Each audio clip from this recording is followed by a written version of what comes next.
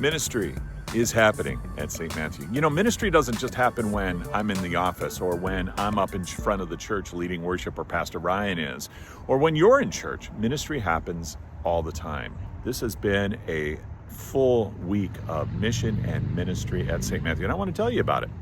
At the end, I'm going to give you the attendance numbers for the church. The financial numbers, again, those numbers are fluid, right? They're hard to explain. We do have a budget number that we budgeted to bring in versus what we budgeted to spend, and those numbers are different from what we've actually brought in versus what we've actually spent. And I'm working with our treasurer and financial secretary to give you an accurate picture, but also one that is more easily understood in just throwing numbers at you. So we're working on that. Please be patient. Patience is something you're going to hear about in church this weekend. What's been going on this week at St. Matthew? Well, we had worship last weekend. I'm going to give you the numbers there. I do want to just briefly touch on the online numbers.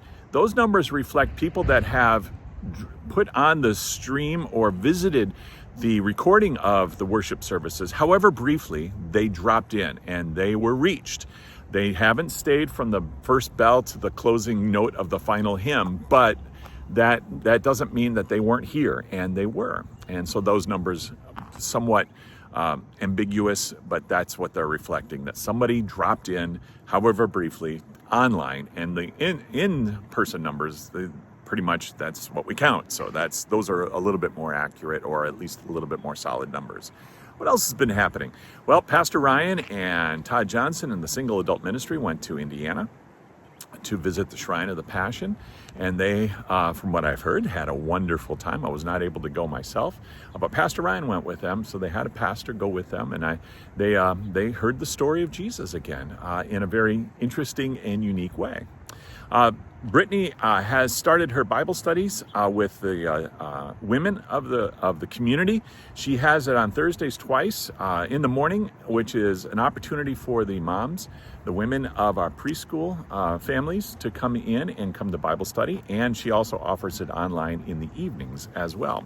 I have a men's Bible study in the evenings, and so that's in my garage, and that's been interesting and informative, and I've been blessed by it. So that's one of the things that's been happening. Bible studies this week.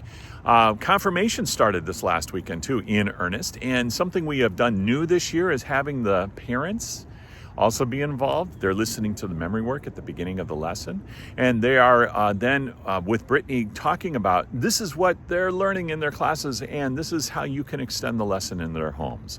One of the things that we did here, Brittany shared this with me, is that some of the parents they're frustrated because they don't know how to talk to their children.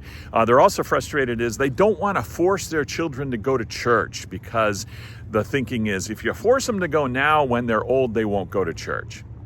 The numbers don't support that theory, by the way. Of all the people that are in church today that come to worship on a regular basis, guess how many were forced to come to church when they were children? Now, I don't like to say it that way. They're not forced. They're encouraged to worship with their families when they're younger. I like to think of it as you don't give your children the choice when they're younger. They're going to take a bath this week or today or brush their teeth. Now, you kind of encourage them to do that, right? Force can be a number, a name, a word that you use. And then they hopefully will make those decisions when they're older and able to make decisions. I see the winds picking up again, so that may cut into the volume here on this video. Anyway, forcing kids to go to church, encouraging them, do it anyway. May not feel good, they may not like it. And they may not choose to go to church when they're older.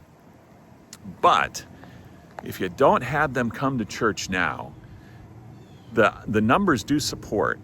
They're not going to come when they're older either, until something happens in their life, something big in their life.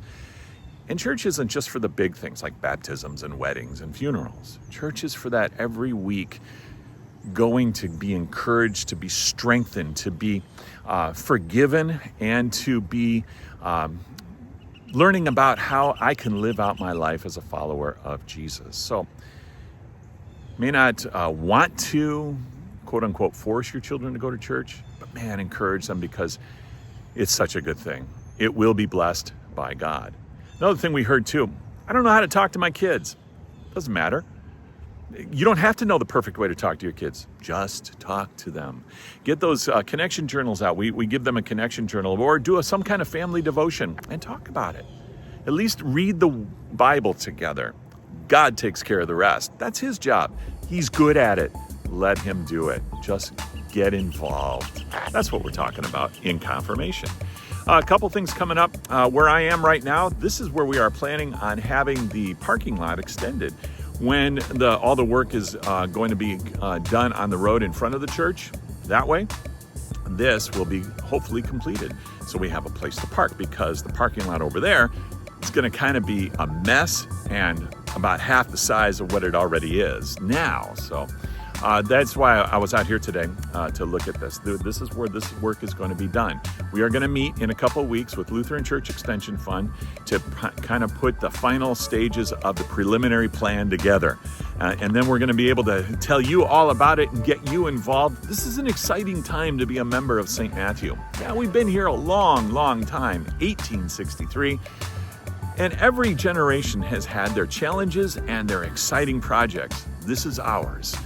We can expand not only the parking lot, but our ministry inside with some physical changes to the campus, not drastic ones, but to accommodate and also to bring in more and more souls to Jesus. It's about bringing people to Jesus, or bringing Jesus to people, one way or the other, however that is best conveyed. That's today's. I know it's a little bit longer. I apologize. I hope that you watch this through at least once. And here's the numbers. I'll see you in church.